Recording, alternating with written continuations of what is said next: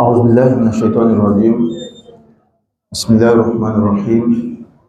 الحمد لله والصلاة والسلام على سيدنا رسول الله محمد وعلى آله وأصحابه ومن والاه. سبحانك لا علم لنا إلا ما علمتنا إنك أنت العليم الحكيم. اللهم علمنا ما ينفعنا وانفعنا بما علمتنا وزدنا علما وألحقنا بعبادك الصالحين. Nous remercions Allah subhanahu wa ta'ala qui nous a facilité la journée d'aujourd'hui. Il nous a facilité également la prière de Maghrib. La prière de Maghrib en Jama dans la mosquée à Sonner. C'est une grâce d'Allah. Le prophète dit sallallahu alayhi wa sallam, c'est lui qui fait ses ablutions. Il fait son jugement, son ablution. Il quitte la maison pour venir prier à la mosquée. Tous les pas qu'il va faire, un pas l'élève d'un degré et l'autre efface son péché. Quand il vient prier à la mosquée, hormis les mérites de la prière en jamaat, la prière en groupe, lorsqu'il s'assoit pour attendre une autre prière, les gens sont à la porte, ils écrivent qu'il est en train de prier, même s'il est assis, même s'il ne fait rien. Les gens écrivent qu'il est en train de prier Dieu. Et il ne s'arrête pas là. Les anges même font dua pour lui. Ils disent Allahumma gfir lahu, Allahumma arhamhu. Allah pardonne-le, Allah fasse-le miséricorde. Allah nous a facilité sa cadeau comme ça. Et c'est pas fini. Nous ne sommes pas assis comme ça dans la mosquée. Nous sommes assis, nous écoutons la parole d'Allah, nous écoutons la science de la jurisprudence musulmane, comme a pratiqué notre religion. Ça aussi, il y a son mérite à part. Mais tout ça là, c'est la grâce de Dieu. Quand Dieu te facilite son adoration, c'est une grâce de Dieu. Parce qu'il n'a pas donné ça à tout le monde. Allah, donne-nous des gens, alhamdulillah, pour toutes ces grâces. Nous demandons à Allah de faire la bénédiction, le salut sur le prophète Muhammad sallallahu alayhi wa sallam. Celui-là même que Allah dit dans le Coran, Inna Allah wa malaikatahu yusalluna ala nabi. Ya ayyuhalladhina amanu sallu alayhi wa sallimu taslima. Allah lui-même bénit directement le prophète. Et de façon continuelle. C'est pourquoi il a dit Yusalluna ala l'istimrar wa dawam. De façon continuelle, Allah bénit le prophète sallallahu alayhi wa sallam. Les anges pareillement, ils demandent à Allah de bénir le prophète Muhammad sallallahu alayhi wa sallam. Regarde-toi ta place dans la salat sur le prophète. Allah lui-même il fait de façon continuelle. Les anges, leur nombre. S'il y a 8 milliards de personnes sur la terre, il y a 4 anges qui accompagnent chacun d'entre nous. 4 anges qui accompagnent chacun d'entre nous. 2 anges pour écrire le bien et le mal. Et 2 autres anges, un devant, un derrière, pour te préserver, pour te sauver du mal que Allah n'a pas écrit pour toi. C'est pourquoi souvent, dans un accident, tout le monde meurt à part une seule personne. Parce qu'il y a 2 anges qui se savent pour faire ça. S'il y a 8 milliards de personnes sur la terre, 8 fois 4, c'est combien? 32, si je ne me trompe pas.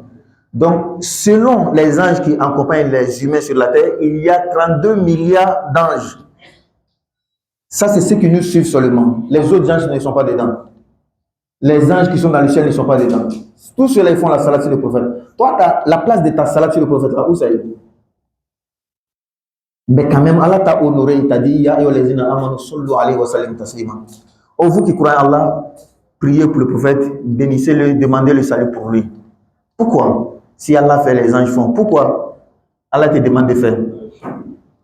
Cette recommandation qu'Allah te fait là, c'est parce qu'Allah t'aime toi-même. C'est pour ton bien, c'est pour t'honorer, pour te valoriser, pour te donner la permission, l'occasion d'imiter Allah et ses anges. Allahu Akbar. C'est pourquoi le prophète dit sallallahu alayhi wa sallam, Man salla alayya salatan, sallallahu alayhi biha ashra. C'est lui qui fait une seule fois seulement la salat sur moi, le prophète. Allah fait 10 fois sur toi. Qu'Allah nous compte parmi ceux qui font la salat sur le prophète Muhammad sallallahu alayhi wa sallam. Nous demandons à Allah de faire la bénédiction, le salut sur la noble famille du prophète, ses valeureux compagnons, ainsi que tous ceux qui les suivront jusqu'au jour de la rétribution, qu'Allah nous compte parmi eux. Nous continuons avec notre séance. Nous sommes toujours dans le chapitre de la petite ambition. Le sous-chapitre, les actes interdits, les choses interdites à celui qui n'est pas en état de la petite ambition. Nous avons fait presque 2-3 séances comme ça. Et nous continuons aujourd'hui. La première adoration interdite à celui qui n'est pas en état de la petite ambition, c'est la prière. On a déjà expliqué. Il y a 3 types de prières. La prière obligatoire, la prière surrogatoire et à côté, la prière mortuaire. On a expliqué tout ça là, on ne peut pas faire ça, la petite ambition. Également, il y a 4 types de sujoud, de prosternation. On a déjà expliqué tout ça, on ne peut pas faire sans la petite ambition.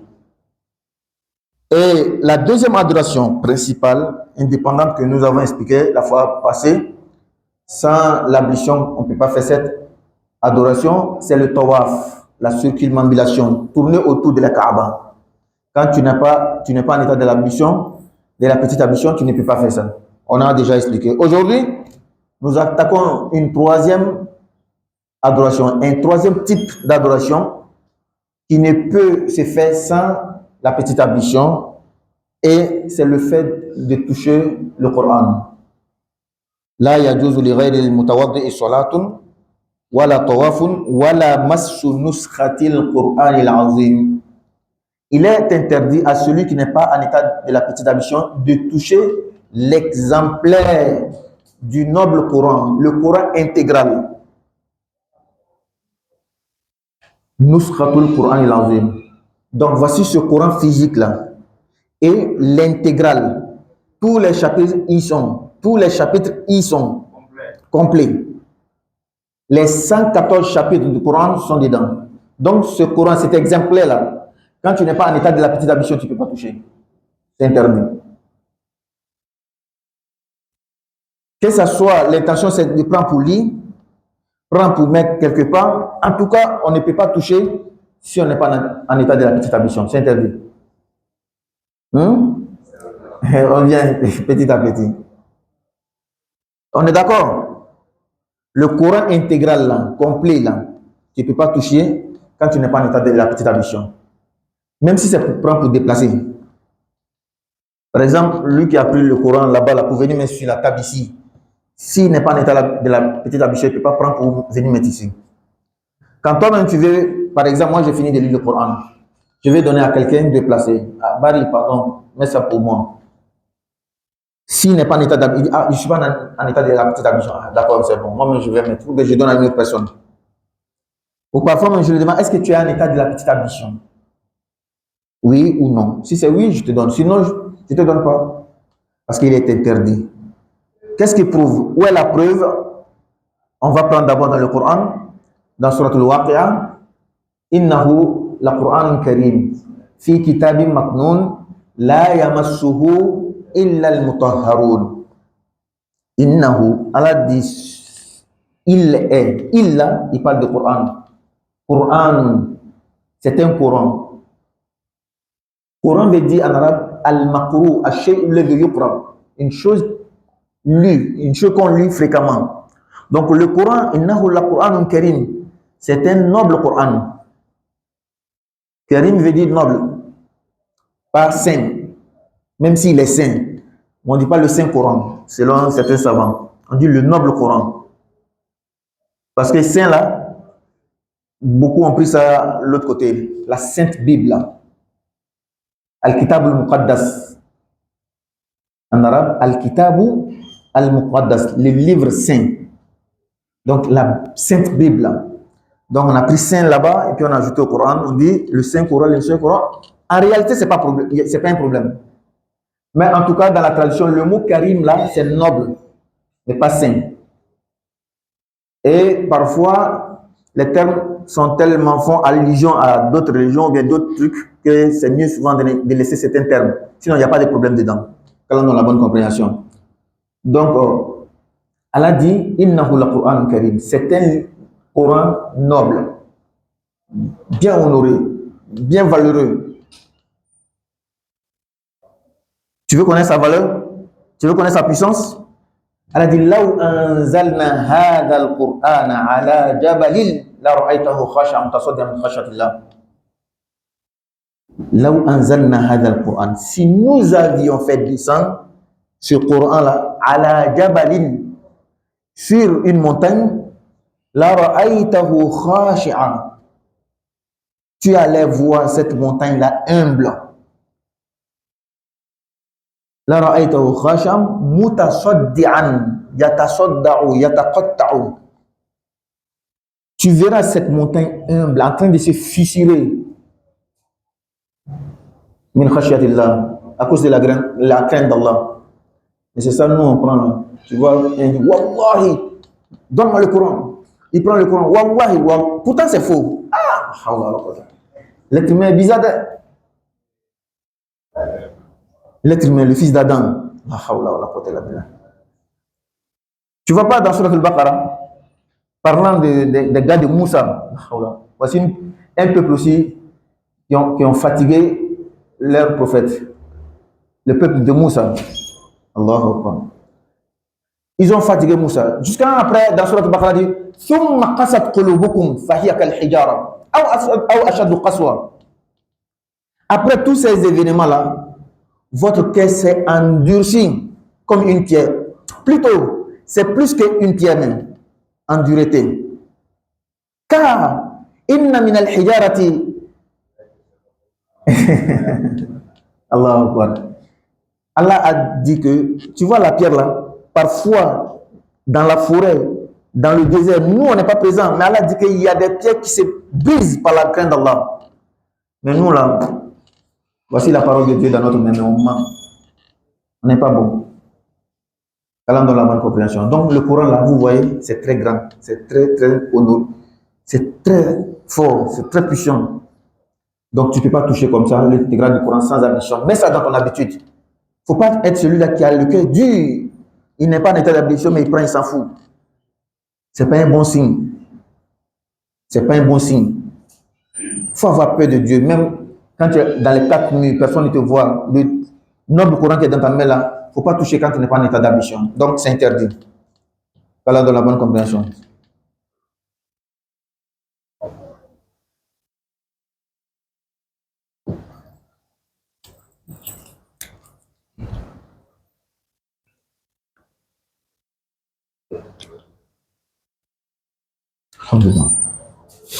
Donc, il n'est pas permis de toucher l'intégrale du Coran, l'exemplaire du Coran intégral. Il dit, attends, je vais te donner plus de détails. Maintenant, quelqu'un pose la question, et si c'est la couverture là seulement, est-ce que je peux toucher la couverture là? Comme le Coran là, c'est ici, la couverture là est à côté, est-ce que je peux toucher? Il dit, voilà, jildihi. Même la couverture simple à toucher, on ne peut pas faire si on n'est pas en état de la petite ablution.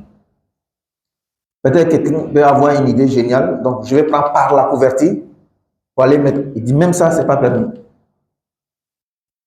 La biyadihi, nam, bismillah. Oui. Oui, oui. En revenant, est-ce que je reprends la question? Quelqu'un est en train de lire le Coran, il est rentré dans la douche pour se soulager. Quand il a fini, il veut aller faire les ablutions. Est-ce qu'il peut toucher le Coran avant d'aller faire l'ablution? Peut-être qu'il a trouvé que le Coran n'était pas bien placé.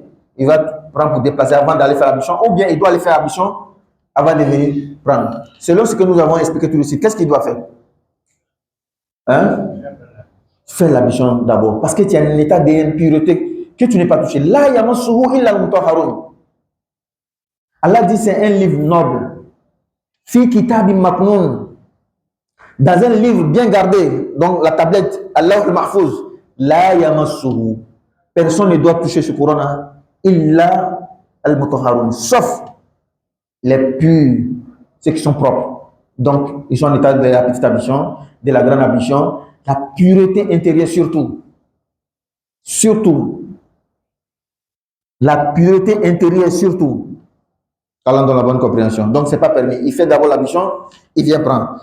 Donc, même la couverture, on ne peut pas toucher. La biyadihi, il n'est pas permis de toucher le Coran. On n'est pas en état de la petite ablution, ni avec sa main, wala bi'oudin, ni avec un bâton. Ah, je vais déplacer, je prends un bâton, je déplace. Même ça aussi, ce n'est pas permis. Ce qui veut dire porter des gants aussi pour prendre tout ça, ce n'est pas permis. Moi, j'ai fait ça souvent. Ah. Tout ça, c'est interdit. Il faut respecter le Coran. Là. Oui. Nos papas nous disaient que nous, quand on a fait madrasa là, nous, on ne respecte pas le Coran. Oui, ils nous disaient ça. Parce qu'eux, à leur époque là, ils connaissaient la valeur de ce Coran que tu vois là. Aujourd'hui, c'est-à-dire que même si tu fermes tes yeux, tu peux trouver ce Coran. Hein? Partage. Lis quelque part ici. Ils vont dire Yuwaza Majanan wala yuba. Ça là, on doit distribuer cadeau. On ne doit pas vendre. C'est écrit ici. Mais malheureusement, il y en a qui vendent. Bon, il y a beaucoup de paroles là-bas. On ne va pas rentrer dedans. Hein? Ça là, on donne la bonne compréhension. Nos papas nous disaient que pour trouver ce Coran exemplaire-là, parfois dans toute l'école, c'était un seulement. Et c'est les aînés, là, les grands qui avaient le droit de toucher ça. Tous ceux qui sont derrière, là, tu écris ton Coran sur la tablette. Il y a des bois taillés, là. La grande ardoise, là. Ils écrivaient dessus. Hein, Allah, tu n'avais pas le droit de toucher ça. Mais nous, à notre époque, il y avait tellement le Coran facilement. Donc tout le monde avait le Coran. Quand ils voyaient le Coran dans nous, notre mère, toi petit comme ça, tu as le Coran. Tu as trouvé ça où? Et puis ils disaient que nous, on part s'arrêter, uriner avec le Coran. Et puis c'était vrai. On est enfant, on a le Coran dans notre main. Tu vois, donc, même si le temps a évolué, il y a la modernité, c'est facile, on peut avoir, il faut respecter. Il faut ancrer ça dans la tête des enfants. Et toi-même aussi, tu dois valoriser le Coran, tu dois respecter le Coran. Qu'Allah donne la bonne compréhension. Donc, il n'est pas permis de toucher, ni par la main, ni par un bâton, ni autre chose. Il y a une exception qui est là. Les exceptions confirment les règles. Illa juz'an. À l'exception d'une moitié ou bien d'une partie. Donc, pas le Coran intégral. Pas le Coran complet.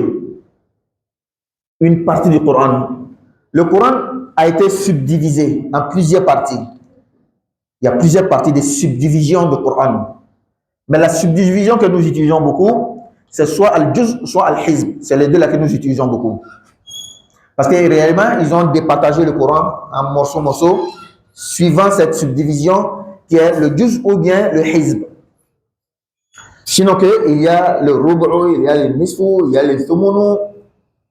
Hein? Mais ils n'ont pas divisé le Coran selon ses répartitions. Tu peux trouver le Coran en vente, subdivisé selon le juz ou bien selon le hizb. Le juz, c'est un 60e du Coran. C'est-à-dire le Coran a été départagé 60 parties. Donc, une part là, une seule partie, on appelle le juz. Et il y en a 60 comme ça. Pardon, 30. Le juz est 30, c'est le hizb qui est 60. 60 hizb, 30 juz. Donc, deux hizb font un juz.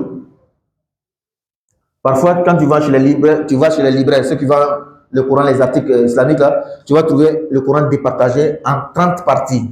Donc, 30 juz. Dans chaque juz, il y a deux hizb.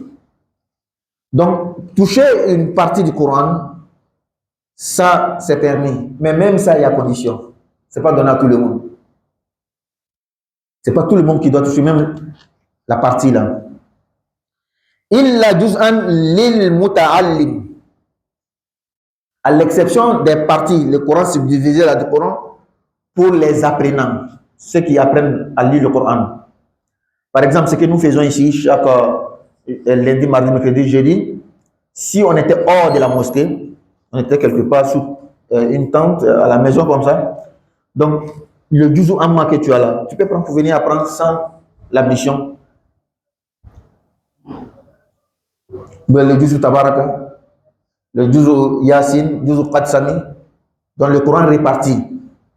Tu prends, tu viens apprendre chez le oustaz, le muallim, il t'apprend comment on lit. Ça, c'est permis.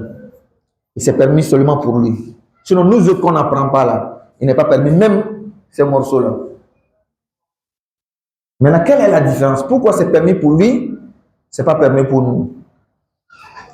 Parce que la religion musulmane est basée sur des principes. Parmi les principes de l'islam, il y a raf'ul haraj. lever la gêne, la contrainte. Parce que celui qui cherche à apprendre le Coran, là, il se promène avec son petit Coran. Quand il est quand je dis petit Coran, je vais parler de la forme. Voilà. Donc, la petite partie là, il se promène avec. Quand, après 13 heures, quelque part là-bas, dans une mosquée, ou bien au marché, il enlève, il lit. Si on lui exigeait l'ablution, ça allait être difficile. Ça allait être une contrainte pour lui. Donc, pour lever cette difficulté, parce que l'islam est basé sur ça.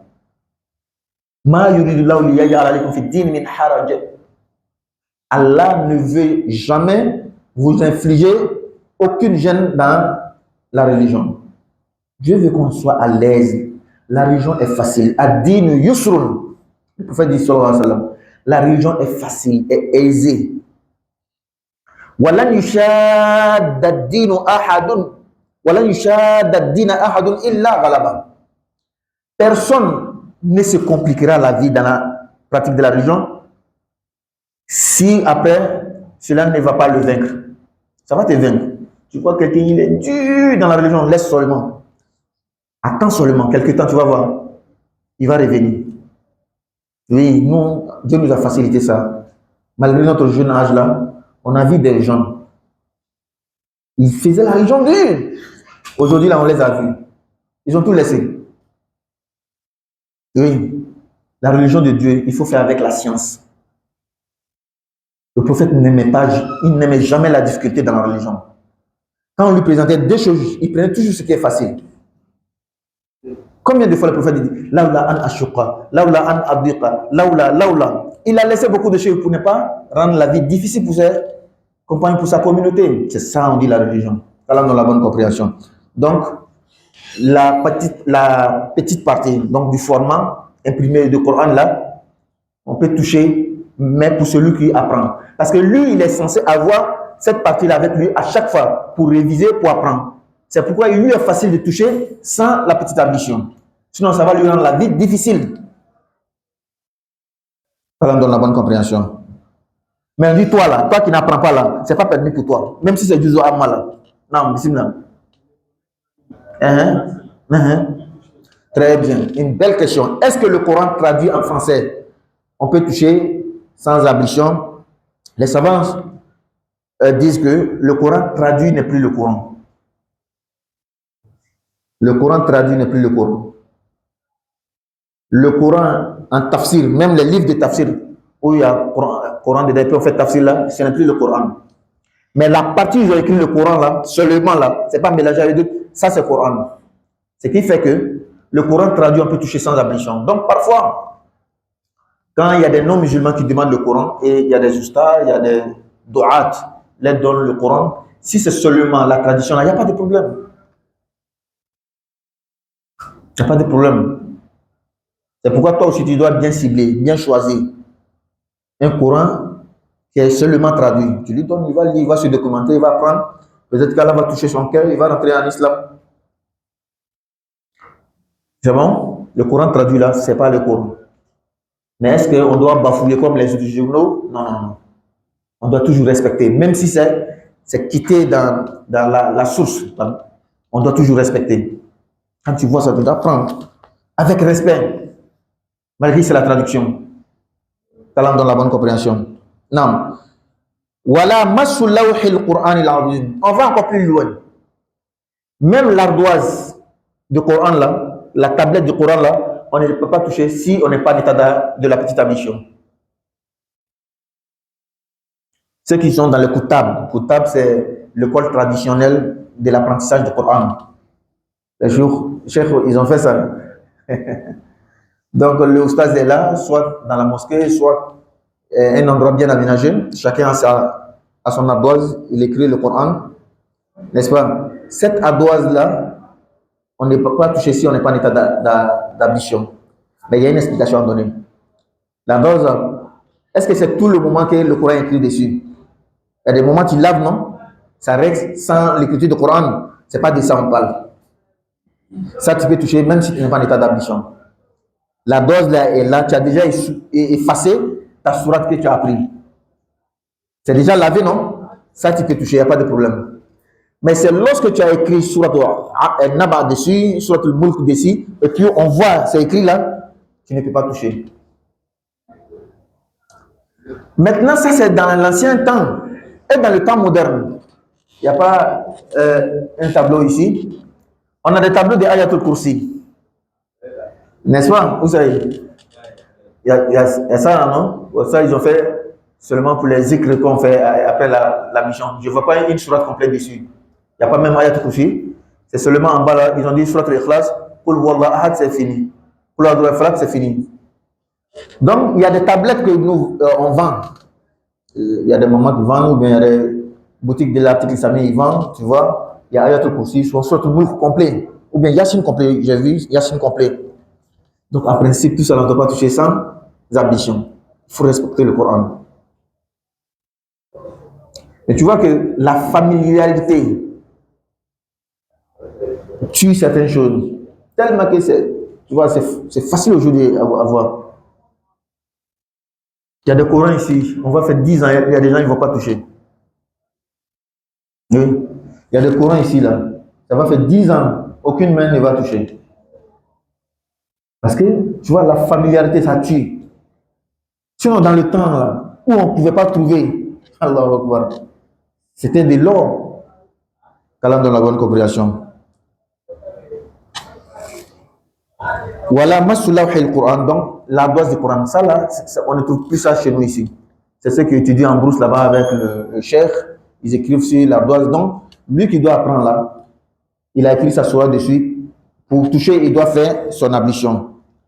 Donc, mais ils vont faire une exception.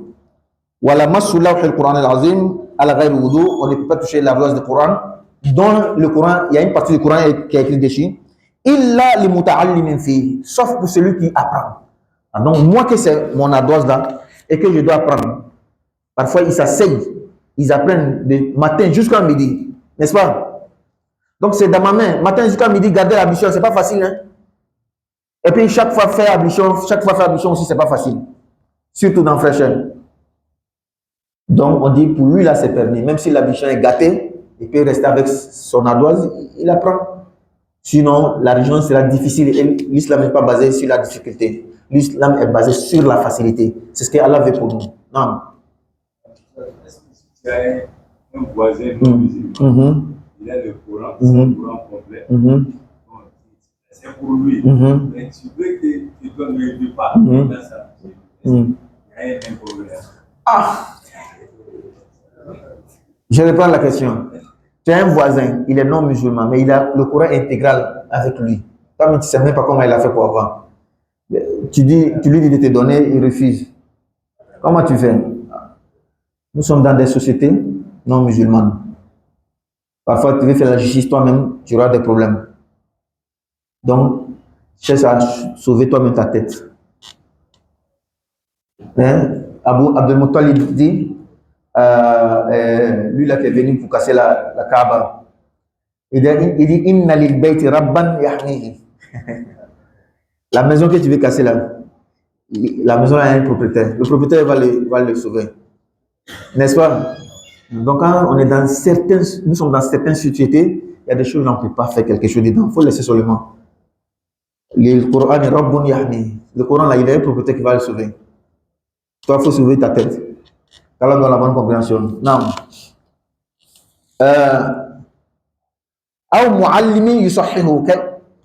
Également aussi, les tablettes. Donc, dans les écoles traditionnelles où on lit et on écrit le Coran sur l'ardoise pour apprendre. Le oustaz là aussi, là, de la même manière, les élèves s'asseyent de 6 heures par exemple, ou bien après Fajr, jusqu'à midi, ils apprennent. Donc, toujours faire ablution, c'est pas facile là. C'est comme ça, le oustaz qui est avec eux, il contrôle pour tout le monde. Toi, viens. Toi, viens. Toi, viens. Si le oustaz là doit toujours faire ablution, est-ce qu'on va s'en sortir? Surtout s'il aime manger l'haricot. Hein? S'il aime manger l'haricot, c'est ce qu'il aime. On ne va pas dire qu'il ne faut pas manger. Mais il y a ses inconvénients. Si on lui dit non, il faut toujours faire ablution, la religion sera difficile. Or, l'islam mabniyun ala raf'il haraj. L'islam est basé sur le fait de faciliter, d'éloigner tout ce qui est gêne, tout ce qui est difficulté dans la pratique de la religion.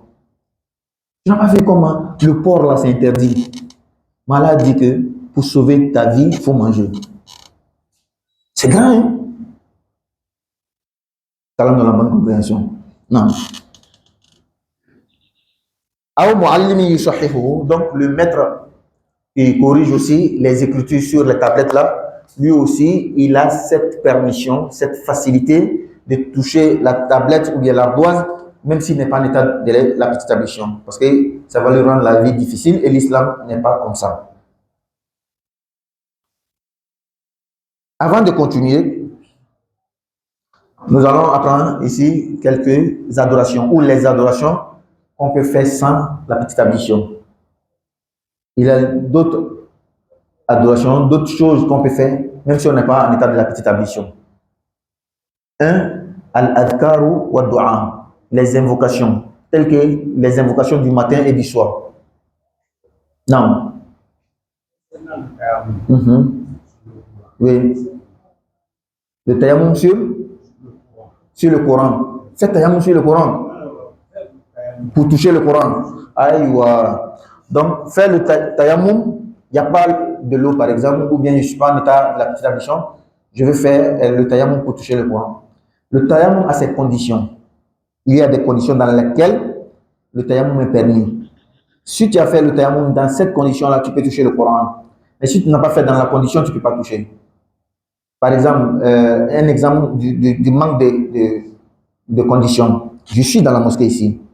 J'attends la prière. J'ai fini Maghrib à 18h10. J'attends la prière de Isha. N'est-ce pas? Je vis dans une mosquée de Mikalou, la mosquée Salam, non, c'est quelle mosquée? À Mikalou. J'ai vu une pierre.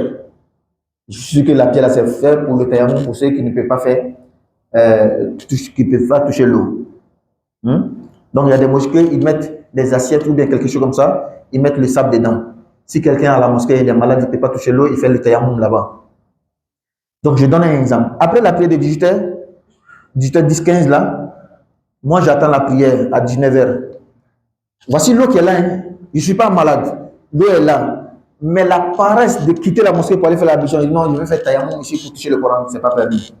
La condition n'est pas remplie. On est d'accord? Parlons de la bonne compréhension. Ce qui fait que le tayammum est permis là, s'il y a cette chose et que tu as fait le tayammum, tu peux toucher le Coran. Mais ce qui rend le tayammum licite, s'il n'y a pas cette chose, si tu fais le tayammum pour toucher le Coran, ce n'est pas permis. Tu as compris? Parlons de la bonne compréhension. Donc, le zikr, il est recommandé pour le musulman d'invoquer Dieu matin et soir. C'est très important. Et le prophète sallallahu nous a enseigné beaucoup d'invocations, beaucoup de dhikr qu'on fait le matin et le soir. Et il a dit beaucoup de bénéfices en cela. Il y a le livre Hisn al-Muslim, la citadelle des musulmans, qui nous apprend beaucoup d'invocations. C'est très bon. Il suffit d'apprendre un et d'être assidu dedans. Ahabbu dhikri ilallah aqalluhu adwamuhu wa in qalla. Ahabbu dhikri ilallah adwamuhu wa in qalla. Le meilleur zikr, la meilleure invocation chez Dieu, c'est l'invocation dans laquelle tu es assidu, tu fais fréquemment, sans t'arrêter, même si c'est petit. Donc, une seule invocation, par exemple, subhanallah 100 fois matin, subhanallah 100 fois le soir, c'est ça seulement que tu peux faire. Et tu es assidu dedans, tu as fait 20 ans dedans, 30 ans, 40 ans. Dieu aime ça plus que celui-là qui vient faire subhanallah 1000 fois, 2000 fois, 10 000 fois, un jour, 2 jours, 3 jours, il arrête. Non. La continuité, l'assiduité, Dieu aime beaucoup ça. Donc, il est recommandé aux musulmans de faire les zikr le matin. Les compagnons du prophète sallallahu alayhi wa sallam, quand on faisait assalamu alaikum wa rahmatullah à la mosquée, ils s'asseyaient. Tout le monde s'asseyait comme ça. Excepté ceux qui ont un besoin urgent, un besoin nécessaire, c'est eux qui sortent de la mosquée. Sinon, après la prière de Fajr, au temps du prophète, tout le monde est assis. Chacun fait ses zikr. Jusqu'à lorsque le soleil sort, ils se lèvent, ils font 2 rakats. D'autres appellent ça salat al-shuruq, d'autres appellent ça salat al-duha, mais c'est pareil. Ils font les 2 rakats ou bien 4 rakats et ils sortent maintenant pour aller faire les affaires. Tu vois qu'Allah met baraka dans ta journée. Il met baraka dans ta vie. Ton âme est plus léger comme ça. Non. Oui.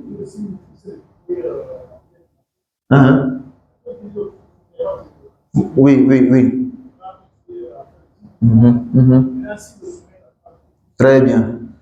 Attends, je vais terminer le sujet. Donc, l'invocation du matin est très importante. Mets ça dans ton habitude.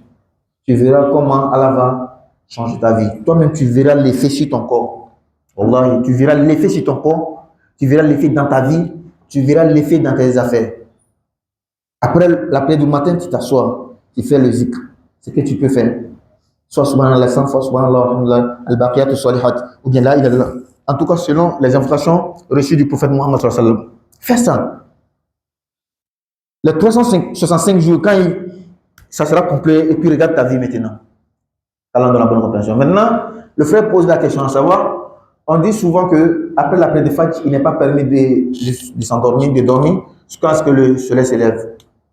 N'est-ce pas? Et si le sommeil te prend, comment tu fais? Ce n'est pas une interdiction. Il n'est pas interdit de dormir après la prière de Fajr. Mais c'est une recommandation de rester en état d'éveil. Il y a des différences. C'est pourquoi les termes juridiques là sont très importants à comprendre. Hein. Celui qui ne sait pas faire la différence entre les termes juridiques, les termes théologiques, il mélange tout. Donc, c'est une recommandation à rester en état d'éveil, à ne pas dormir après la prière de Fajr jusqu'à ce que le soleil s'élève. Et il y a en cela un secret. Le prophète dit sallallahu alayhi wa sallam, lui, il a fait même droit à la bénédiction. Allah bénit pour ma communauté ceux qui sortent tôt. Donc après la prière de Fajr, quand tu dors là, tu peux être en retard. Et dans un autre texte, les gens partagent les peines du jour, les subsistances du jour. Donc ceux qui dorment là, on saute sur toi.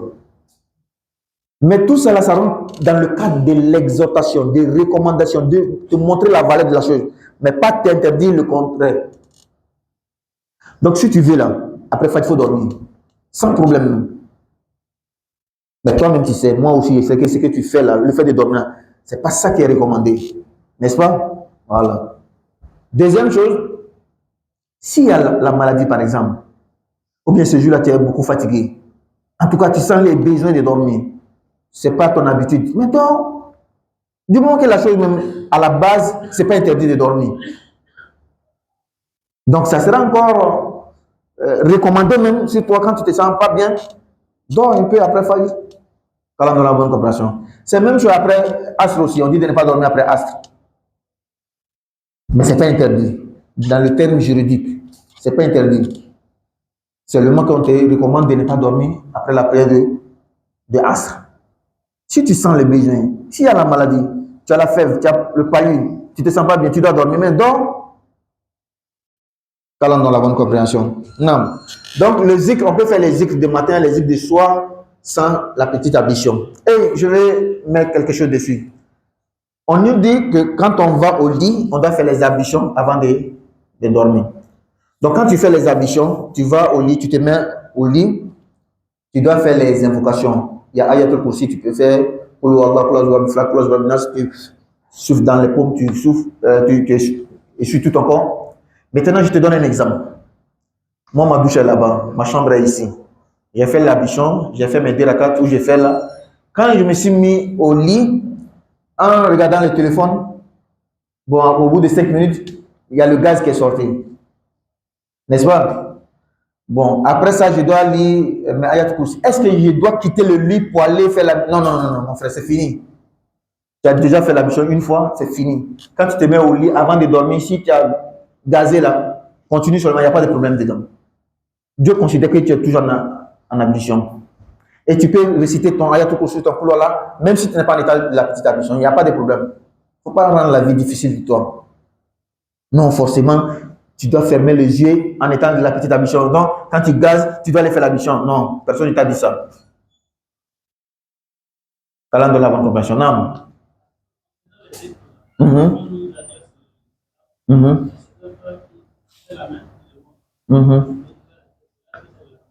Ah, tu veux rentrer avec nous dans le domaine de... Il faut laisser ça. Hein? Ça c'est pas notre sujet. Talent dans la bonne compréhension. Non, chef Moussa. Non.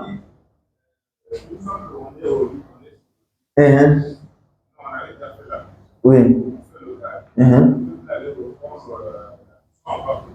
Pas on peut prier, mais ce n'est pas obligatoire d'aller. Il faut te rendre la vie facile seulement. Non. Si c'est l'heure de la prière, oui. Si c'est l'heure de la prière, on ne peut pas prier sans la petite ablution. Ça, c'est catégorique. On ne peut pas prier sans la petite ablution. On parle du fait qu'il est bien de se coucher avec l'ablution. Mais je me suis mis au lit. Avant que le sommeil vienne, j'ai gazé. Est-ce que forcément je dois aller faire l'ablution pour venir dormir, fermer les yeux avec l'ablution? Non, ça, c'est pas recommandé. C'est pas ça, c'est pas obligatoire en fait. Une fois que tu as pris l'ablution avec l'intention de venir te mettre au lit, tu es arrivé au lit, le gaz est sorti, continue seulement. Il ne faut pas aller reprendre l'ablution.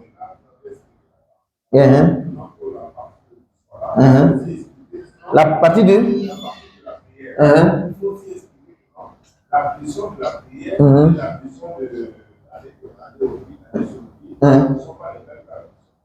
c'est pour la prière, c'est obligatoire. Oui, ça c'est vrai, ça c'est vrai. L'ablution qu'on fait pour faire la prière là, est différent de l'ablution qu'on fait pour aller au lit. C'est pourquoi, pour aller au lit, je ne suis pas obligé, hein. Je ne suis pas obligé de faire l'ablution pour aller au lit. C'est seulement recommandé. Et tout le monde, peut-être il y a les petits-enfants ici, tout le monde sait ce qui peut arriver dans le sommeil. Les mauvais cauchemars, le cauchemar en fait, le cauchemar est toujours mauvais. Le cauchemar, beaucoup de choses, quand même tu sens que ton esprit est quelque part. Mais quand tu es en ablution, tu dors avec Ayatul Kursi et beaucoup de choses, Allah va te sauver. Allah donne la bonne compréhension. Hein? L'autre, la foule, c'est ça. Hein? On continue. Donc, les zikrs et puis les doigts, on peut faire ça, les ablutions. Tu peux faire ça en ablution. Quelqu'un est venu au stade, vraiment, moi j'ai un souci, hein. Fais doigt pour moi. Qu'Allah facilite. Même si tu vas réciter en arabe, tu n'es pas obligé de faire l'ablution. Laisse d'abord, je vais faire l'ablution, je vais venir faire doigt pour toi. Il y a des gens, quand ils font doigt, ils vont attraper ta main ou ils vont lire beaucoup. Il y en a aussi, ils disent dans sa langue, Allah est nickel, et puis c'est fini, et puis Allah exauce. Ça dépend d'expérience, ça dépend de beaucoup de choses en tout cas, qu'Allah donne la bonne compréhension. Non. La chose aussi on peut faire sans la petite ablution, le jeûne, est-ce qu'il est obligatoire de jeûner en état de la petite ablution? Non. Même la nourriture du matin qu'on fait là, le sahur, ce n'est pas obligatoire que tu sois en état de la petite ablution. Et dans la journée, et non, comme tu es en jeûne là, si ton ablution est gâtée, il faut aller faire l'ablution. Non. C'est seulement que quand tu veux prier, ou bien faire une adoration qui nécessite la petite ablution que tu fais. Sinon, le jeûne ne demande pas. Comment on appelle ça? L'aller-retour de Safa ou Al-Marwa, ceux qui ont fait le Hajj ou le Umrah, là, ils connaissent ça. Là-bas aussi, il n'est pas obligatoire de faire la petite ablution. C'est différent du Tawaf.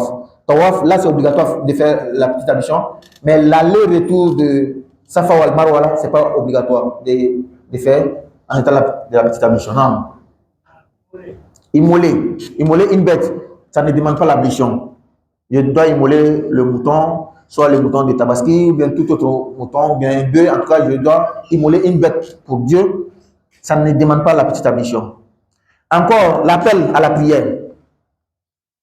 Ça ne demande pas la petite ablution. Mais macro, il est déconseillé de faire l'appel sans la petite ablution, mais il n'est pas interdit. Quand on dit c'est déconseillé, c'est ce qui veut dire qu'il ne faut pas faire.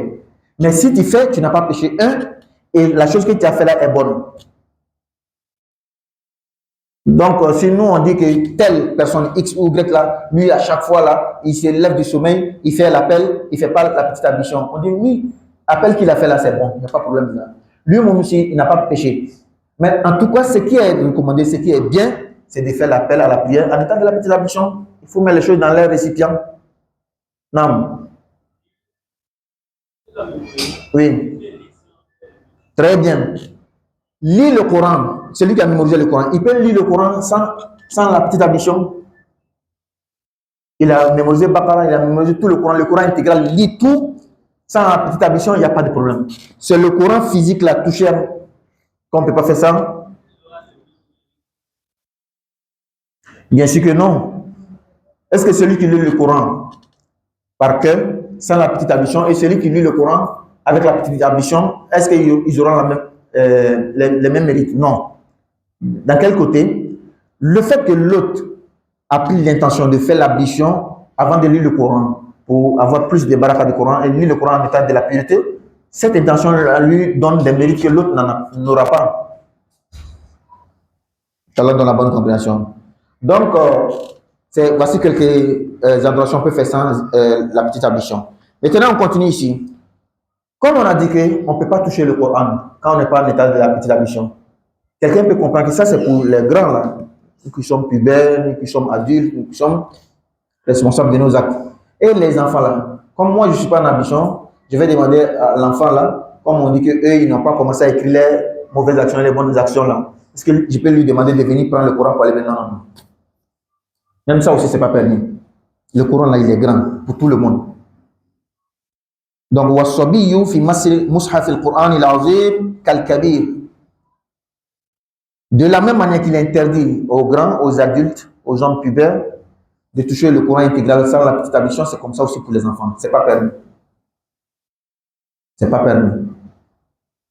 Si le petit là touche le Coran, le péché là, on donne à qui? Wal ifmu ala munawilihi lahu. Toi, tu as pris le Coran pour donner à un petit là. Le péché, c'est toi qui prends. Le petit là ne prend pas. Si l'enfant prend de son propre chef, c'est-à-dire lui-même, il allait comme ça, prendre, il n'y a pas de péché, on ne va pas écrire le péché sur lui. Le péché n'est pas sur ses parents. Mais attention, il ne faut pas se blaguer soi-même. Toi, tu as mal mis le Coran. Tu as mis le Coran quand tu vas acheter paracétamol ou bien n'importe quel médicament. Qu'est-ce qu'on écrit sur le truc, la boîte? Gardez loin de la portée des enfants. Même les médicaments qu'on vend là, c'est fait pour guérir. Mais on sait que le sudosage peut causer des problèmes. Un enfant qui prend, c'est pas à son âge. Quand tu prends le médicament aussi, tu n'es pas malade, tu n'as pas besoin de ça, tu prends, c'est pas bon. On dit de mettre ça loin de la portée des enfants. Toi, tu mets le Coran, regarde comme ça, dans ta maison. C'est pas bon. Il faut savoir mettre le Coran. Dans la maison, tout le monde sait qu'ici, là, on ne doit pas mettre la main là-bas. Tous les enfants savent que papa dit qu'il ne faut pas mettre la main là-bas. C'est là-bas que tu dois mettre le Coran. Mais sur le fauteuil, quelque part, non, c'est pas bon. Calant de la bonne compréhension. Non. وَمَنْ صَلَّى بِغَيْرِ وُضُوءٍ عَامِدًا فَهُوَ كَافِرٌ وَالْعِيَاذُ بِاللَّهِ. Celui qui prie, il fait la prière sans la petite ablution, amidan, délibérément, il fait pas exprès, sciemment, il vient prier, il sait qu'il n'est pas là, en état de la petite ablution, il a commis un acte de mécréance. Est-ce qu'il n'est plus musulman? Non. On a qu'à kufrun dun al kufr. En tout cas, l'acte qu'il a fait est ignoble. C'est-à-dire, il a le culot de venir s'arrêter devant Dieu. Pourtant, il n'était pas en état de la petite ablution. C'est pas bon. Donc, quand tu n'es pas en ablution, il ne faut pas prier. Cherche à faire l'ablution. Si c'est par maladie, par autre, tu peux faire le tayammum. Ça, il y a ces conditions. Quand on donne la bonne compréhension. Une dernière chose pour terminer. Le Coran dans les téléphones, là. N'est-ce pas? Aujourd'hui, nous tous, on a les téléphones Android. Il y a les applications de Coran. Donc, voici le téléphone dans ma main. J'ai ouvert le Coran dedans. Est-ce que c'est le Coran que je tiens ou bien c'est le téléphone que je tiens? C'est le téléphone. Donc, si je regarde le Coran dans le téléphone pour lire, c'est comme si je lisais par cœur. Je n'ai pas attrapé un Coran physique pour lire. Donc, les savants disent que ça, c'est permis. C'est pourquoi les mu'allimatou, les élèves, les filles là, qui font apprentissage du Coran, si elles ne sont pas en état de la petite ablution, ou bien en état même de la pureté, elles peuvent prendre le Coran tablette là, ou bien dans le téléphone, et puis elles lisent, elles apprennent. Parlant de la bonne compréhension, il est l'heure, on s'arrête ici, subhanakallahumma hamdika, nasha'Allah la ilaha illa anta nastaghfiruka wa natubu ilayk, subhana rabbika rabbil izzati amma yasifun, wa salamun alal mursalin walhamdulillahi rabbil alamin.